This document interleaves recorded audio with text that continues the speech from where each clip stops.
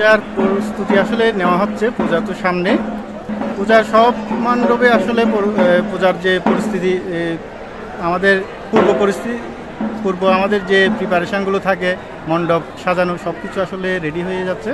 তো আশা করি এবারের পূজা সুন্দর হবে এবং সুষ্ঠুভাবে আমরা পালন করতে পারবো। একদল আসলে আছে যে বাংলাদেশের পরিস্থিতি ভালো না থাকুক এরকম চায়, আর কিছু আছে হচ্ছে আমাদের এই সনাতন ধর্মাবলম্বী বলে সংখ্যালঘু। আমি বলতে পারবো না, আসলে সংখ্যালঘু বলে কোনো শব্দ নাই এখানে। আমরা নিজেকে সংখ্যালঘু বলে চিন্তা করি, সবাই মানুষ, সবাই বাংলাদেশি, এভাবে চিন্তা করতে হবে।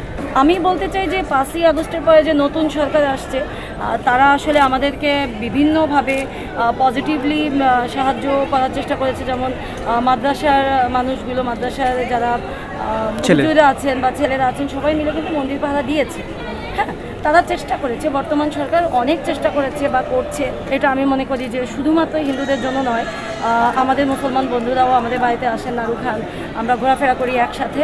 আসলে এই বছর যে পূজাটা হচ্ছে সেটা কি আসলেই ভালো হচ্ছে কিনা সেটা নিয়ে আমরাও খুব কনফিউজ।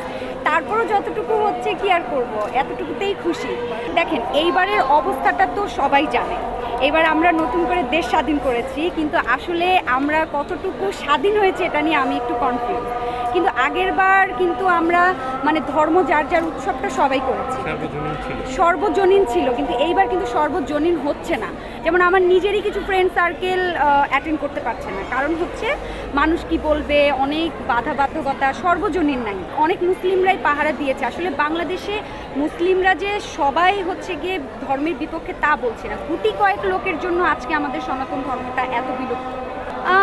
আমি এই মন্দিরটাই প্রথম ভিজিট করলাম, তো অন্য কোনো মন্দির নিয়ে আমার আইডিয়াটা নেই। কিন্তু আমি দেখছি যে অনেক জায়গায় অনেক ভলেন্টিয়াররা হচ্ছে গিয়ে পূজার জন্য পাহারা দিচ্ছে, তো তাদেরকে আমি অবশ্যই অ্যাপ্রিসিয়েট করি।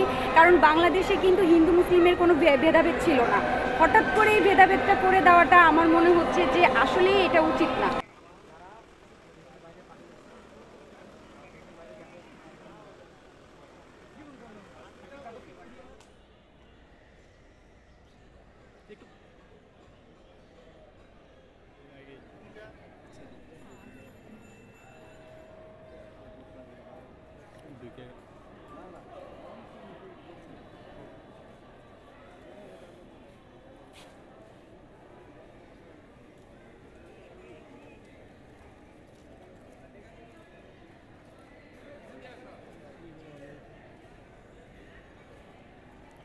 করতেছে।